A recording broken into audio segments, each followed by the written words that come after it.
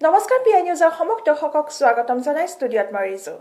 সমাগত অসম বিধানসভা নিৰ্বাচনৰ দিন চমু চাপি অহাৰ লগে লগে গোলাঘাটত বিজেপি আৰু পুৰণি বিজেপিৰ প্ৰাৰ্থিত্ব কেন্দ্ৰিক সংঘাতে ৰাইজৰ মাজত ব্যাপক চৰ্চা লাভ কৰিছে। বুধবাৰে গোলাঘাটৰ পুলিবাগানত অনুষ্ঠিত হোৱা বিজেপিৰ পৃষ্ঠা প্ৰমুখ সন্মিলনত বিজেপি অজন্তা নেওগক ক্ষুৰধাৰ সমালোচনা কৰে পুৰণি বিজেপিৰ কৰ্মীসকলে।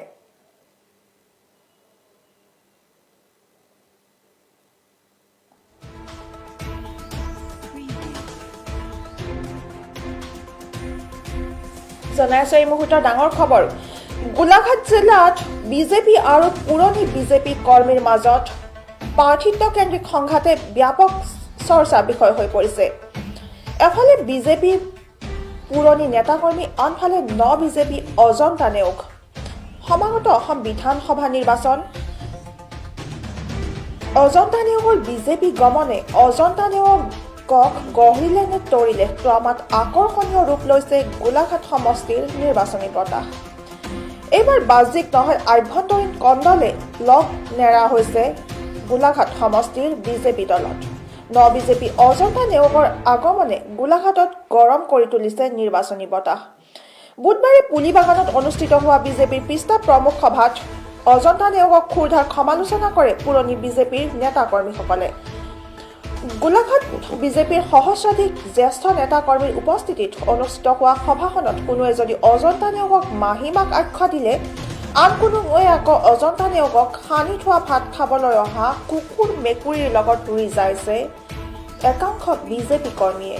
বিগত নিৰ্বাচনত অজন্তা নেওগৰ বিপক্ষে প্ৰতিদ্বন্দ্বিতা কৰি পৰাজয় বৰণ কৰা বিজেপি নেতা বিতুপন শইকীয়াই আকৌ নানান ৰসাল কথাৰে অজন্তা নেওগক লৈ ইটোৰ পিছত সিটোক কটাক্ষ আগবঢ়াই কয় যে কুকুৰৰ নেজ যদি 6 মাহ পাৰি পেডালত ভৰাই ৰখাৰ পিছতো কেতিয়াও চিধা নহয়। পুৰণি বিজেপি কৰ্মীয়ে কৰা খেতিত অজন্তা নেওগে কাচি মাৰি ধান দাবলৈ অহা বুলি একাংশ মন্তব্য কৰি মাজে মাজে ৰাইজক হাঁহিৰ খোৰাকো যোগালে বিতুপন শইকীয়াই। বিতুপন শইকীয়াৰ একাংশ সমৰ্থকে দিলে অজন্তা নেওগ গো ব্যৰ্থনী। মুঠৰ ওপৰত বিজেপিত যোগদানৰ বাবদ অজন্তা নেওগে বিপদত পৰিছে নেকি? বিপদে যেন লগ নেৰা হৈছে গোলাঘাট সমষ্টিৰ প্ৰাক্তন বিধায়িকা তথা প্ৰাক্তন মন্ত্ৰী অজন্তা নেওগৰ।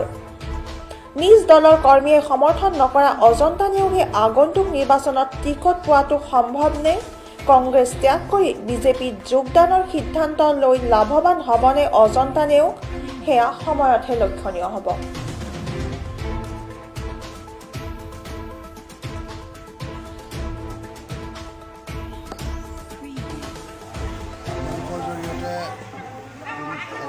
সৰ্বপ্ৰথমে সমগ্ৰ অসমবাসীলৈ সেৱা জনাইছোঁ। লগতে আজি আঠখেলীয়া পঞ্চায়তত ভাৰতীয় জনতা পাৰ্টীৰ এখন সভা কাৰ্যকৰ্তাসকল আৰু ৰাইজে আহ্বান কৰিছিল। আমাক ইয়ালৈকে আহ্বান কৰা হৈছিল, আমন্ত্ৰণ কৰা হৈছিল। আমি আহিলোঁ। গোটেই পঞ্চায়তৰ সকলো লোক ইয়াতে এক হৈছে, আহি গোট খাইছেহি আৰু এই সভাখন সুন্দৰভাৱে আজি ইতিমধ্যেই পাৰ কৰিছোঁ। ভাৰতীয় জনতা পাৰ্টীৰ নীতি আদৰ্শ ত্যাগ বিশ্বৰ গুৰুৰ আসনত ভাৰতবৰ্ষক বহুৱাৰ যি সিদ্ধান্ত, সেই সিদ্ধান্তত ৰাইজ অটল আছে। আৰু গোলাঘাট সমষ্টি বিজেপি 100+ বিজেপি প্লাছৰ যি সিদ্ধান্ত, এই সিদ্ধান্তত গোলাঘাট আমি পিছ পৰি নথকাৰ এক সিদ্ধান্ত লৈছোঁ।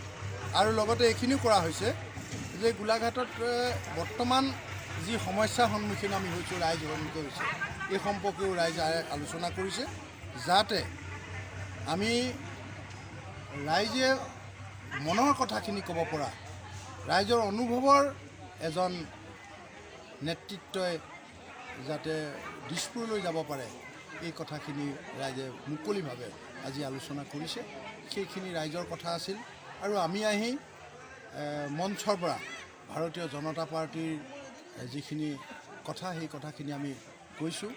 আৰু 2021 চনৰ যি নিৰ্বাচন, এই নিৰ্বাচনৰ কিখিনি কৰিব লাগিব আৰু ভাৰতীয় জনতা পাৰ্টীয়ে যে চৰকাৰ গঠন কৰিব অসমত, সেই কথাখিনি ৰাইজক উপলব্ধি অনুভৱ কৰিব পৰাকৈ আমি বক্তব্য ৰাখিছোঁ আৰু ৰাইজে একমত হৈছে পৰৱৰ্তী সময়ৰ যিখিনি সিদ্ধান্ত সেইখিনি প্ৰত্যেক মুহূৰ্ততে আজিৰ তাৰিখৰ অনুভৱী ভোটাৰ আৰু নিশ্চিতভাৱে আজি ভোটাৰসকল শিক্ষিত হৈছে তেখেতসকলে বিবেককৈ বেছিভাগ মানুহেই আমাৰ কাৰ্যকৰ্তাৰ লগত থকা মৰম স্নেহ আৰু ভাৰতীয় জনতা পাৰ্টীৰ নীতি আদৰ্শ ৰাষ্ট্ৰ নিৰ্মাণৰ যি নিদৰ্শন এই সকলোবিলাকৰ প্ৰতি লক্ষ্য ৰাখি বিবেক ভোট নিশ্চিতভাৱে দিব বুলি আমি অনুভৱ কৰিছোঁ।